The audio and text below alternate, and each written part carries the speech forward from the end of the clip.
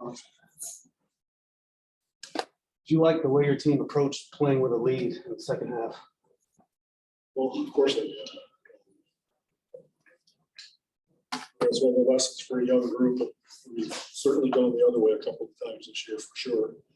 As we learn that, being solid down the stretch and not getting in a hurry, remembering how you got there, all those things, take experience. And maybe we're learning that. Really, to start the third quarter, Dejounte was finding everybody.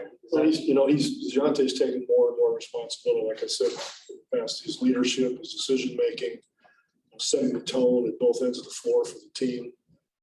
It's important. We don't have a 5, 6, 8, 9-year leader, who's been around. So all those young kids are kind of doing it by committee. It's fun to watch. Talk so much about how Dejounte's grown into this. Do you remember that kid you drafted 6 years ago and what you had to work with there? Well, he always had the athletic skill, but the decision making took a little more time. And he was injured a couple of those years where he just lost a lot of time. And, I forgot by now. He's only 2 years in college? One, I can't remember exactly. Just one. So he hadn't gotten a lot of coaching. So he's made some great strides. I think he was having to start some playoff games for you as a rookie against Houston. Yeah. Had to go out there and be guarded by Patrick Beverly. Do you recall any of that? Nobody wants to be guarded by Patrick. No one wants any part of that. But especially a 20-year-old. Yeah, exactly. But he's come through it all and become a real pro. Greg, you got a team that I remember y'all used to never offensive rebound, or there was a stretch there where y'all didn't. That's correct. And then you see tonight, double-digit offensive rebounds really took advantage of them on the glass, and it's a smaller team, 1 through 4. Like, how does that happen? Yeah, that's a hell of a question.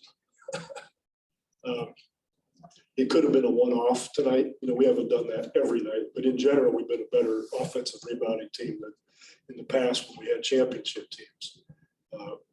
But we traded that for having great transition defense, and people didn't score on us in transition. So this team is a little bit different. It's more athletic. Obviously, Tim Duncan's not out there, and Lana and Tony, but these guys move actually better in a sense than the older teams, because that's the way it is, because everybody's trying to get threes now. Everybody's cutting and trying to get to the paint, kicking out for threes, relocating. Steph Curry started all that stuff, and so now everybody's doing it. So you're in positions where offensive rebounding is actually a little bit easier because the ball's flying all over the place with all these three-point shots. So if you have any kind of schemes at all where you can go to certain areas, you're going to get a few more offensive rebounds. Together, the word together has been thrown around a lot this year. Win together, lose together. 6 guys in double figures, 37 assists. Is this what you were hoping for together? Yeah, that's what we want to be. I don't know. I think we ranked fairly high in assists average in the year. We might be top 5. I'm not sure. Are we? Yeah, we're 2. Oh, okay, that's top 5. But that's been a mantra that we don't. I don't see Chris Paul out there, or Kobe Bryant, or LeBron James.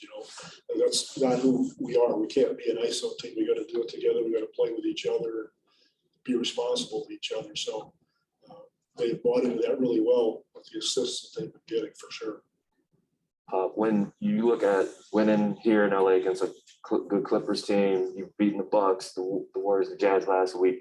How does a team like this, a younger team, respond to you and to each other when they see that they've got a high ceiling like that? Well, they're not there yet. We responded to losses well, but we haven't responded to wins well. Like right after Utah, we played horribly at SAC last night. And that's a maturity factor. I'm pleased they did it on a back-to-back today. That's kind of cool on the road. But that satisfaction comes with a young team when you have a really good win against a hell of a team like a Utah, for instance. And I think psychologically you may let up a little bit. It's hard to quantify, but it happens. So that's the next step for us to build on good wins like this.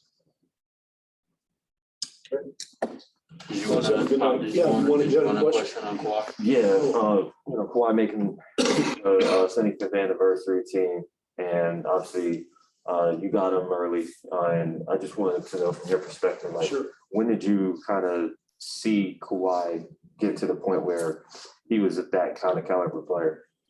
I can't tell you the exact year, but we really liked him in the draft, obviously, because we traded George Hill for him to get him in that draft. I think he was 15th or something like that in the draft. And it killed us because we were in love with George and he was playing well for us. But we wanted to get bigger, at the 3 spot. And just watching him, there was just kind of a pace about him and an aggressiveness. He wasn't a shooter yet or anything like that. But he was rugged, and obviously he had the body for it. And very honestly, we just thought, Bruce Bowen, maybe we can make this guy a defender with that body, that length, and all that kind of thing. This guy could be a stopper, and we'll work on his offense. Chip England and Chad Forcier and